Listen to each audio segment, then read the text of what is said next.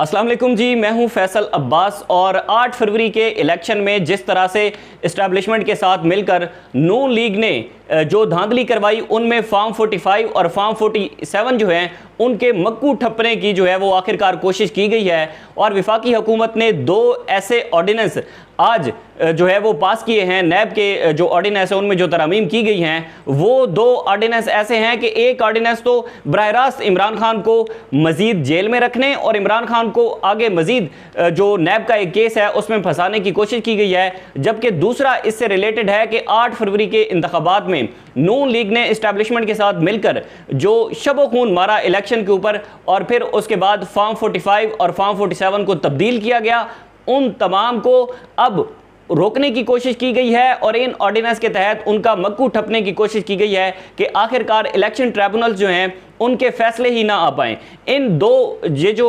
आज ऑर्डिनेंस पास हुए हैं इनकी डिटेल मैं आपके सामने रखता हूं, उसके बाद आपको अंदाज़ा होगा कि किस तरह से ये जो हुकूमत है पीपल्स पार्टी और पाकिस्तान मुस्लिम लीग नून की, जो कि पहले ये कहती थी कि नैब का जो इदारा है उसको बंद कर देना चाहिए। जब शाहिद खाकान अब्बासी वज़ीर आज़म थे तो वो कहते होते थे कि नैब का जो इदारा है इसको बंद कर देना चाहिए, कि अब वही ये जो नून लीग है और पीपल्स पार्टी है वही आखिरकार नैब का सहारा ले रहे हैं इमरान खान को मजीद फंसाने के लिए, और नैब का ही सहारा लिया जा रहा है मजीद जो इलेक्शन ट्राइब्यूनल्स हैं उनको अपने हाथ में रखने की कोशिश की गई है। आज जो तरमीमी ऑर्डिनेंस पास किया गया है उसकी डिटेल मैं आपके सामने रखता हूं। सबसे पहले जनाब ये जो ऑर्डिनेंस है इसके ज़रिए 2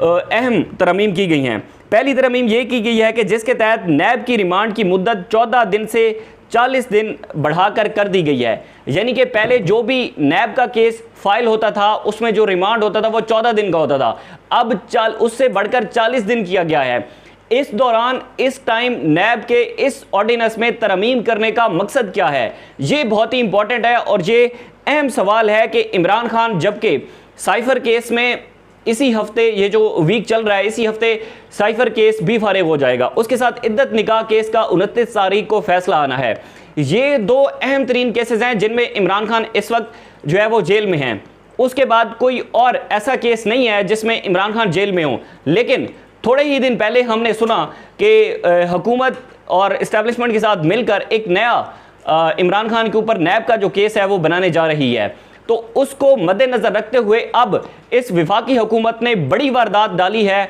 और आज के रोज ये जो तरमीम पास की गई है इसके मुताबिक अब यानी कि पहले 14 दिन का रिमांड होता था, अब 40 दिन बढ़ा के कर दिया गया है। मतलब पहले अगर इमरान खान के खिलाफ वो केस जो है वो समाअत के लिए मुकर्रर होता है, उस केस की प्रोसीडिंग होती हैं, तो फिर 40 दिन के लिए इमरान खान को जो है वो रिमांड किया जा सकता है। नैब के इस ये जो नया केस है उसमें नैब का ऑर्डिनेंस जो 2024 है उसमें जो ये वाली तरमीम की गई है वो इस मकसद के लिए की गई है कि आखिरकार इमरान खान को मजीद जेल में रखने का जो मंसूबा है उस पर अमल दरामद किया जाए। उसी के साथ ही दूसरी बड़ी अहम तरीन है कि हुकूमत और ये जो नून लीग, पाकिस्तान पीपल्स पार्टी और इस्टेब्लिशमेंट, इन्होंने मिलकर जो 8 फरवरी के इंतखाबात में जो धांधली की, उस धांधली का मक्कू ठपने के लिए और फिर इलेक्शन ट्राइब्यूनल्स के फैसले बंद करवाने के लिए ये जो एक और ऑर्डिनेंस पास किया गया है उसमें जनाब वो कहते हैं कि इन्होंने कहा जनाब के इलेक्शन एक्ट तरमीमी ऑर्डिनेंस के मुताबिक इलेक्शन ट्राइब्यूनल में हाजिर सर्विस जजेस के अलावा रिटायर जज भी तैनात हो सकेंगे। यानी कि अब जब ये जो इलेक्शन ट्राइब्यूनल्स हैं वो मुख्तलिफ हलकों के केसेस सुन रहे हैं, जिसमें अगर सिर्फ बात की जाए तो इस्लामाबाद हाई कोर्ट के अंदर ये जो इस्लामाबाद के 3 हलके हैं इनकी समाअत चल रही है और जस्टिस तारिक महमूद जहांगीरी इस केस की समाअत कर रहे हैं, जिसमें गुज़िश्ता समाअत में उन्होंने जो है वो खुलेआम कहा कि इस्लामाबाद हाई कोर्ट किसी भी हद तक जाएगी और जितने भी उसमें उम्मीदवारान थे, चाहे वो तहरीक इंसाफ से हैं या फिर नून लीग से हैं, पीपल्स पार्टी से हैं, उनके कुरान के ऊपर हाथ रखकर बयान हल्फी लिए जाएंगे कि आप बताएं कि आप वाकई क्या जीते हुए हैं। फॉर्म 45, 46 और 47 के ऊपर जिन जिन लोगों के सिग्नेचर हैं, जिन्होंने वहाँ पर जो है वो अपने अंगूठे लगाए हुए हैं, उन तमाम की फ्रांसिक करवाई जाएगी और फिर उसके बाद हर जो चीफ जस्टिस काजी फायज ईसा साहब के मुकर्रर करदा जो आरओज थे और डीआरओज थे उनको भी अदालत में बुलाया जाएगा और अगर कोई अदालत में नहीं आता तो उनकी अरेस्ट वारंट जो है वो जारी किए जाएंगे। यानी कि उस दिन ये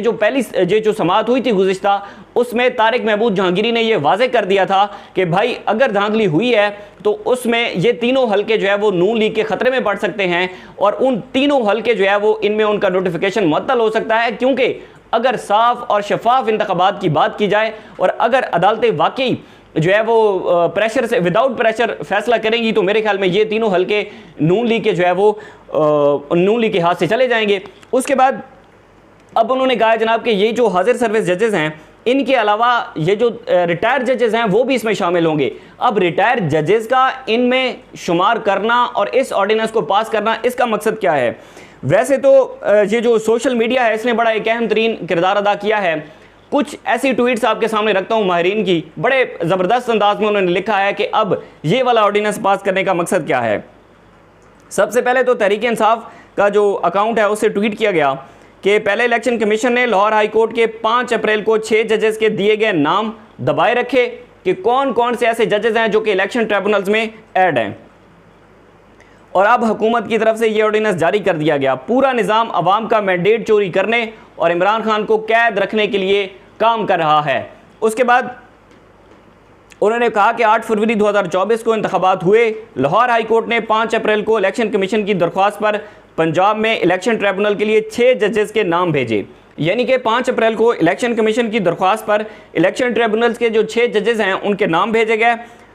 और 1 माह 22 दिन के बाद आज 27 मई तक भी इलेक्शन कमीशन ने नामों के नोटिफिकेशन जारी नहीं किए। इससे बड़ी इलेक्शन कमीशन की जो बदनीयती है वो और क्या हो सकती है कि 1 माह और 22 दिन गुजर जाने के बाद भी जो इलेक्शन ट्रिब्यूनल्स के जजेस हैं उनके नाम भी अभी तक सामने नहीं आए। अच्छा, उसके बाद एक और साफ़ी हैं, उन्होंने बड़ा ज़बरदस्त ट्वीट किया। वो लिखते हैं कि फॉर्म 45 और 47 का मक्कू ठपने की कोशिश, हुकूमत ने ऑर्डिनेंस जारी कर दिया। रिटायर जज धांधली केसेस की समाअत कर सकेंगे, ना ही फैसले होंगे और ना ही मैंडेट वापसी वाली बात होगी। रिटायर जजेस ज़ाहिर है अगर जो जजेस साहिबान भी हैं तो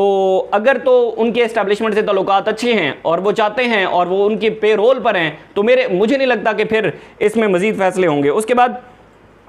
सीनियर सहाफ़ी हैं इसरार अहमद, वो लिखते हैं कि लगता यही है कि लाहौर हाई कोर्ट के चीफ जस्टिस की जानिब से जो नाम इलेक्शन ट्रिब्यूनल को दिए गए थे और इनको इलेक्शन कमीशन नोटिफाई नहीं कर रहा था, इसका हल निकाला गया है। रिटायर जजेस के साथ वापटा से भी किसी रिटायर फ़र्द के तकर्रुर की इजाज़त का ऑप्शन भी होना चाहिए था, ये उन्होंने तंज़ लिखा है। अब जो चीफ जस्टिस हैं लाहौर हाई कोर्ट के, ज़ाहिर है उन्होंने जो पिछले गुज़िश्ता रोज़ एक समाअत की है और उसमें उन्होंने ये वाज़े किया है कि अदलिया किसी किस्म का कोई प्रेशर बर्दाश्त नहीं करेगी, अदलिया आज़ाद जजेस आज़ाद फैसले करेंगे, अवाम का मैंडेट वापस दिलवाएंगे। अगर धांधली हुई है, जो 6 जजेस के नाम लाहौर हाई कोर्ट ने इलेक्शन कमीशन को भेजे थे, अब ज़ाहिर है कहीं ना कहीं तो इलेक्शन कमीशन के गले में हड्डी अटक रही है कि वो उन 6 जजेस को जो है वो उनके नोटिफिकेशन नहीं कर रहा। इलेक्शन कमीशन की कहीं ना कहीं बदनीयती तो फिर शो हो रही है कि वो उन 6 जजेस के नाम सामने नहीं आने दे रहा। उसके बाद फवाद चौधरी साहब जो है वो लिखते हैं कि नून लीग के मंशूर में नैब को ख़त्म करना था। पीपल्स पार्टी के रहनुमा बशमूल यूसुफ रज़ा गिलानी साहब नैब कानून के ख़िलाफ़ दिन रात तकरीरें करते थे, लेकिन जो ही इक़्तिदार में आए तमाम तहफ़्फ़ुज़ात हवा में हो गए और नैब का कानून फिर सियासी मुखालफों के ख़िलाफ़ पीपल्स पार्टी और नून लीग का महबूब हथियार बन चुका है कि अब ये जो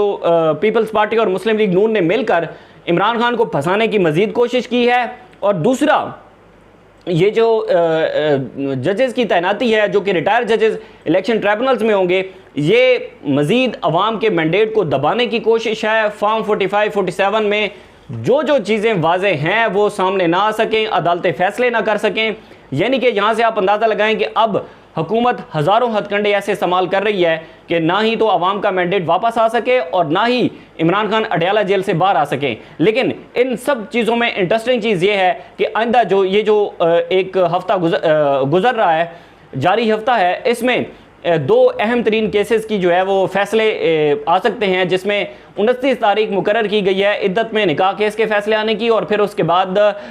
जो साइफर केस है उसकी समाअत भी आइंदा हफ्ते होगी। आखिरी समाअत होगी, उस आखिरी समाअत में जो है वो 15 मिनट के दलाइल सुने जाएंगे प्रोसिक्यूटर के, और फिर उसके बाद फैसला महफूज किया जाएगा। ये बड़ी अहम तरीन डेवलपमेंट्स थी। हुकूमत ने ये वारदात डाल दी है। मजीद जो भी तफसीलात होंगी आपके साथ शेयर करते रहेंगे। मुझे इजाज़त दीजिए। अल्लाह हाफ़िज़।